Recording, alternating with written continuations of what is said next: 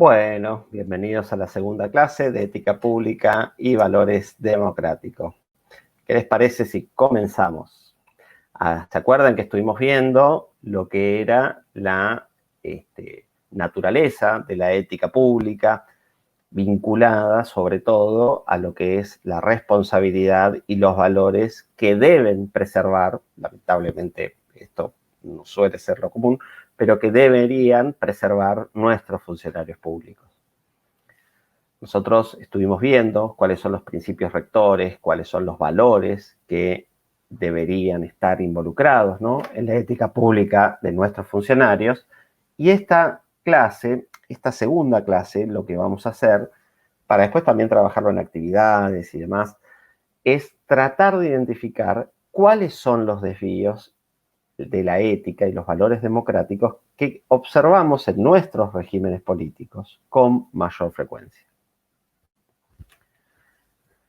No hace falta que nadie nos haga una guía, ¿no? Tampoco pretendo hacer un glosario, sino que lo que tratamos de hacer es poder darle un nombre adecuado y acertado a muchas de las malas prácticas más frecuentes. ¿Esto por qué nos ayuda también? Si bien los códigos normativos de cada uno de nuestros países son diferentes, el hecho de poder conocer y conceptualizar adecuadamente estas malas prácticas también nos ayuda a denunciarlas, a visibilizarlas, a focalizarnos sobre ellas y a tratar de erradicarlas, ¿no? Corrupción, bueno, ya todos saben lo que es corrupción. Pero bueno, básicamente siempre es alguna forma de uso abusivo de recursos públicos para bienes privados, ¿no?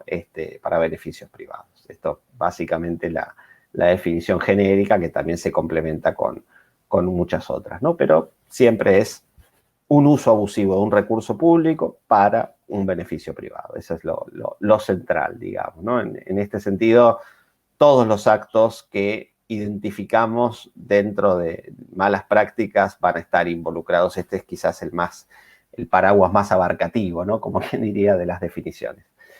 Siempre se está violando algún modelo de comportamiento y seguramente también alguna normativa, ¿no? Esto es lo más reñido con la ética pública. Hay otro concepto, ¿no?, que estamos muy acostumbrados, el clientelismo, ¿no? En este sentido, también nosotros solemos ver, ¿no?, en épocas electorales, sobre todo, un incremento notable de intercambios de bienes, lugares donde reparten bienes, bolsones de comida, puertas, ventanas para casas, ayuda en materiales, ayuda en términos específicos de búsqueda de votos. Bueno, básicamente el clientelismo puede estar tipificado, ¿no?, en las normativas, pero el clientelismo, que también está muy reñido, ¿no?, con la ética pública, es básicamente eso, ¿no? Es cambiar bienes, favores y servicios, que generalmente quien los está dando no es que los paga tampoco. Realmente también lo que hace es un intercambio de bienes que son de todos, que son del Estado, para buscar apoyo político y votos, ¿no? Entonces eso es clientelismo también. Yo les dejo también todas las referencias de quiénes son los que han identificado. Ustedes también van a tener, ¿no?, en la presentación, la bibliografía y todas las referencias que han sido utilizadas para preparar la clase, ¿no? Entonces, conflicto de intereses también es una situación que surge y que hemos mencionado un poquito también en la clase 1 por arriba. Es cuando un interés difiere o puede interferir con la capacidad de una persona, organización o institución para actuar de acuerdo con el interés de otra parte, siempre que aquella persona, organización o institución tenga la obligación, ya sea legal, convencional, fiduciaria o ética, de actuar de acuerdo con el interés de la otra parte. O sea, básicamente, cuando yo estoy por hacer una negociación o estoy por tomar una decisión que me afecta como funcionario público, que afecta a mi propia empresa en el sector privado, bueno, yo ahí tengo un conflicto de interés y tengo que declararlo. O si hay un funcionario que no lo está haciendo y dice, bueno, voy a hacer una ley para que las peras pasen a valer el doble y van a tener una carga impositiva de la mitad respecto a otros productos, y resulta que el diputado que vota esa ley tiene una empresa de peras que exporta peras frutas y peras al exterior. Bueno, entonces básicamente ese conflicto de interés debió hacer que ese diputado sea excluido, no vote esa ley, ¿verdad? Entonces, eso es uno de los ejemplos claros de conflictos de interés. Por otro lado, el enriquecimiento ilícito es cuando intencionalmente hay un incremento significativo en el patrimonio de un funcionario público respecto de sus ingresos legítimos y no los puede justificar, ¿no? Esto también es muy importante, ¿no? Tenemos un acceso a las declaraciones juradas de los funcionarios, sabemos con cuánto recursos financieros, cuánto dinero tenían ahorrado cuando ingresaron a la función pública y cuándo se van. Esto ustedes van a ver que cada vez se va a ir dando más en cada uno de los ejemplos de malas prácticas. Tiene que ver también con el acceso a la rendición de cuentas, a los datos públicos y a la información pública que yo tengo respecto de los funcionarios. ¿Le prestamos atención a eso? ¿O simplemente tenemos un banco de datos muy lindo de declaraciones juradas en los organismos y no lo utilizamos? Patrimonialismo. Esto ocurre cuando los funcionarios ocupan cargos en organismos burocráticos con poderes formalmente definidos, pero los ejercen como si se tratara de la administración de una propiedad privada. Es decir, básicamente usan el auto que tienen como diputados o como senadores para llevar a sus hijos al colegio o para irse de fiesta o para irse de vacaciones, ¿no? Es confundir un auto, un bien, ¿no?, que le fue conferido para ser funcionario público como si fuera un bien privado. Y así con todo, digamos, ¿no? Bueno, uso también la sala de oficina del ministerio para hacer reuniones del partido político, ¿no? Entonces, no hay una división de la propiedad privada respecto a lo que son los bienes públicos. El patronazgo político, ¿qué es? Es el otorgamiento, es una forma específica también, si se quiere, del clientelismo, ¿no? Porque es intercambiar apoyo electoral para un partido político a cambio de dar un empleo público. ¿A cuántos nos ha pasado que hemos conocido casos de otorgamiento de un cargo, de un contrato, de algo, por el hecho de estar dentro de un partido político y no por mérito, no por capacidad, ¿no? Esto ya es una práctica tan extendida que ni la distinguimos directamente, ¿no? Lo cierto es que el patronazgo es otorgar empleo público sin otra cosa más allá que la ampliación de la base electoral de un partido político. Nepotismo, a veces está vinculado también al patronazgo y al clientelismo, es básicamente tratar de dar trabajo a parientes antes que a otras personas dentro de la administración pública. Es priorizar a la parentela, ¿no?, a los parientes como contratados antes que a cualquier otro por su cargo, su desempeño, sus posibilidades, sus capacidades y demás. Entonces, básicamente, vemos casos de funcionarios que han metido a los hijos, a la esposa, o al esposo, si es una mujer funcionaria, a los suegros, a todo el mundo meten dentro de contratos de la administración pública. Esto es nepotismo. Tiene un nombre y un apellido esta mala práctica que es así. El peculado es básicamente cuando uno está a cargo como funcionario de caudales o de determinados bienes cuya administración y custodias le están confiadas y uno hace una sustracción, un robo, una malversación de estos bienes, ¿no? Bueno, la malversación y fraude también precisamente se da en forma similar a lo que veíamos con el peculado, con el uso de fondos públicos para fines distintos a los previstos en las normas, ¿no? Por ejemplo, yo tengo a cargo 10 empleados para mantener los céspedes y mantener los pastos cortados de las plazas de la ciudad y uso, en lugar de ello, a esta gente para que vaya a cortar los pastos de mi empresa o de mi club de golf o de mi club de campo y demás, ¿no? Entonces, estoy haciendo una malversación porque estoy usando gente que cobra un salario del Estado, cobra salarios públicos para utilizarlos en cosas distintas. Tráfico de influencias es aquella situación en la que, aprovechándose de relaciones personales, ¿no?, o laborales o jerárquicas o demás, trato de obtener la resolución de algún otro beneficio social o económico, directo o indirecto, de un influyente o un tercero. Bueno, aprovecho que ahora que soy ministro, bueno, voy a ir a reunirme con el rector de una universidad donde mi hijo no puede aprobar las materias para ver si logro que lo aprueben, ¿no? O sea, esa situación tan sencilla es un tráfico de influencias, ¿no? Entonces, también esto es abuso, ¿no? Es una forma de abusar de una posición o de una silla en la administración pública. Uso de información privilegiada, ¿no? Esto es cuando uno como funcionario público tiene acceso a una fuente de información, pero la utiliza para fines privados. Por ejemplo, me entero que el ministro de Economía con el que trabajo va a ordenar la semana que viene una devaluación muy fuerte. Entonces, tanto mis ahorros como los de mis amigos y a quienes les llego a avisar, les digo, cambien a otra moneda extranjera porque la moneda nuestra se va a devaluar y se va a depreciar fuertemente la semana que viene, ¿no? Entonces, beneficio a quienes yo quiero con utilización de información privilegiada, ¿no? En lugar de, como ya habíamos dicho, totalmente reñido con la ética pública, estoy haciendo algo que no corresponde, sino que debería mantener en mesura, con integridad y manejar esa información como corresponde, ¿no? Soborno es cuando uno directamente, cuando un funcionario público trata de otorgar algún pago adicional, ¿no? Una recompensa específica a un agente público para influir en sus decisiones, ¿no? Esto es desde la coima para que no me multe el agente de tránsito hasta tratar de regalarle la casa al ministro para que me dé la concesión de la construcción de las rutas y de las autopistas de todo mi país, ¿no? Entonces, esto es a distintas escalas, ¿no? Pero en todos los casos se trata de un soborno. Es una recompensa privada de un agente público para influir en su decisión.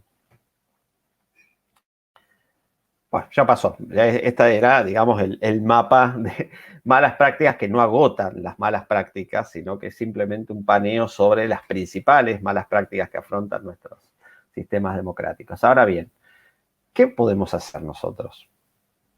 A veces ni estamos en un partido, o estamos en un partido de oposición minoritario, o no tenemos la sensación de que podemos llegar a hacer mucho. Ahora más en cuarentena, ¿no? Ahí están todos en el Zoom, digamos, pero sí se pueden hacer cosas, y de hecho se están haciendo cosas.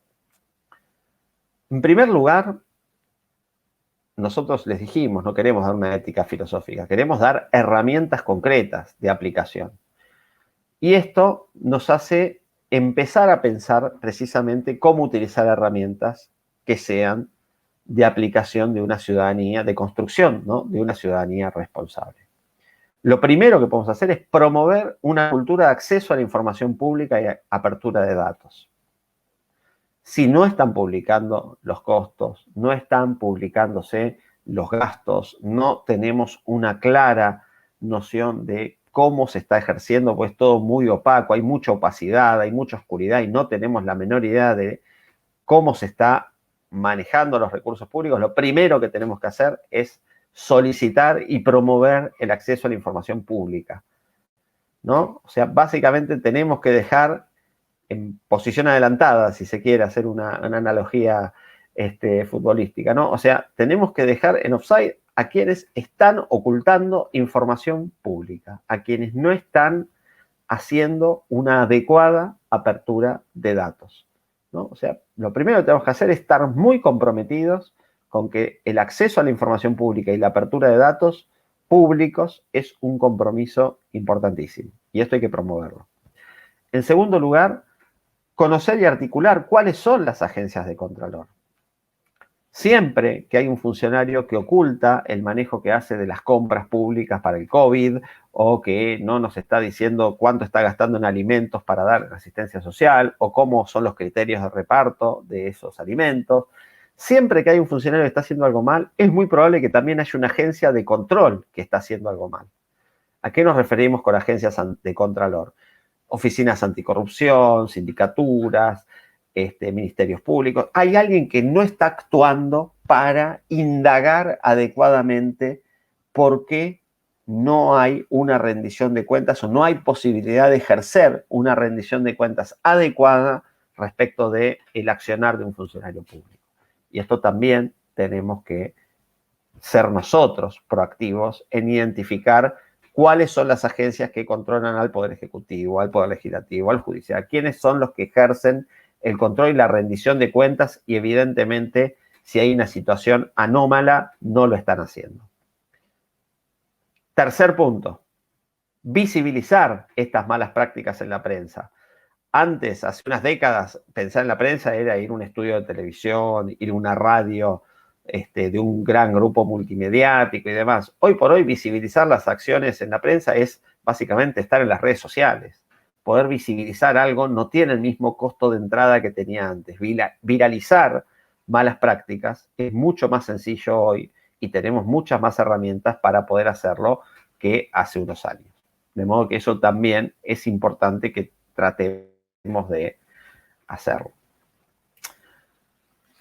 Nosotros, cuando hablamos de rendición de cuentas, ¿no? Y cuando estamos haciendo precisamente una vinculación de esta rendición de cuentas con la responsabilidad, ¿no? Con uno de los valores de la ética pública más importantes, obviamente también estamos siendo conscientes que las democracias en las cuales estamos, en algunas con más déficit que otras, en algunas lamentablemente ya en situaciones más híbridas que democracias, ¿no? Pero nosotros cuando estamos en esta región latinoamericana hablando de rendición de cuentas en las democracias, lo que estamos pensando también, y aquí un poco yendo a cómo pensaba un gran politólogo argentino, que fue Guillermo O'Donnell, las dimensiones de la rendición de cuentas en las democracias de la región, lo que estamos pensando son precisamente cuáles son esas dimensiones en las cuales puede haber una oportunidad para hacer accountability o rendición de cuentas de nuestros regímenes políticos. O'Donnell hablaba de dos dimensiones, la dimensión vertical y la dimensión horizontal. Él decía, a las democracias, a los funcionarios públicos les toca rendir cuentas verticalmente, por ejemplo, cada 4, 6 años, 2 años, cada vez que hay procesos electorales, en las elecciones, ¿no? Entonces ahí la ciudadanía tiene la posibilidad de decirle vos sí o vos no. O también les toca rendir cuentas cuando tiene poderes autónomos, cuando hay agencias de contralor que funcionan autónomamente, que esto ya sería más horizontal, es todo el tiempo les toca rendir cuentas de qué es lo que hacen, porque hay oficinas del Estado que los obligan a rendir cuentas todo el tiempo, ¿no? Una oficina anticorrupción, una sindicatura, un ministerio público, un tribunal de cuentas. O sea, pueden haber muchos organismos que continuamente le hacen rendir cuentas a los funcionarios de usted por qué compró esto, por qué hizo negocio con tal, por qué hizo esto. Entonces, básicamente esta red de poderes relativamente autónomos es lo que se llama rendición de cuentas horizontal. Muchas veces las democracias latinoamericanas han mostrado déficit en las dimensiones, en la dimensión horizontal de la rendición de cuentas de las democracias representativas, ¿no? O sea, con suerte y tenemos la chance de que si los votamos en contra se van, ¿no? De que haya rendición de cuentas vertical. Pero en la rendición de cuentas horizontal, generalmente, y por eso es importante identificar quiénes no están haciendo el trabajo, quiénes lo hacen mal, en esas oficinas es donde generalmente tenemos el mayor déficit o la mayor limitación para poder hacer un ejercicio de rendición de cuentas adecuado, ¿no? En los últimos años también el trabajo de Smulovitz y Perusotti, ¿no? Es un clásico que ha dicho también hay posibilidad de hacer rendición de cuentas vertical desde la sociedad civil, los movimientos sociales, los periodistas, ¿no? Las ONGs articuladas con los medios, con los periodismos y demás, también tienen posibilidad de visibilizar y hacer rendir cuentas.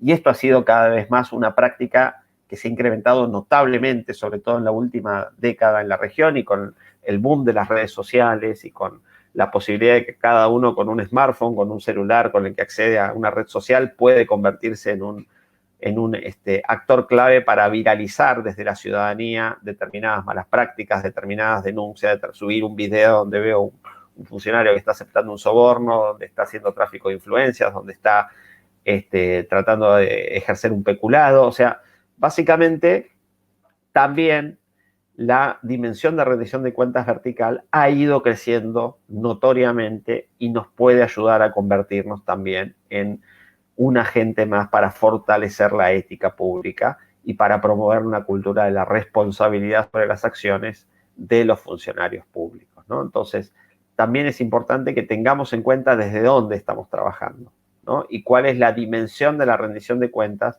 que a través de la ética pública, lejos de dejarla como algo filosófico, como algo moral, como algo aburrido, nosotros queremos que la ética pública sea algo puesto en práctica, que sea una promoción concreta de valores democráticos y una acción concreta por defender y por promover y por denunciar los desvíos de esos valores democráticos, ¿no? Hay una ecuación muy interesante sobre la transparencia, que es el gobierno, la ciudadanía y la información. Todos articulados: ciudadanía activa, información pública sobre el gobierno. Eso es básicamente lo que estamos buscando, articular transparencia desde ahí. Gobierno tiene que ser controlado por una ciudadanía activa y tiene que ser cruzado por acceso a la información pública. Si alguna de estas patas del trípode falta, se va a caer la transparencia. Tenemos que fortalecerla. Muchísimas gracias. Espero que haya servido. Quedamos en contacto igual. Vamos a seguir interactuando por el campus y demás. Y les agradezco mucho la atención.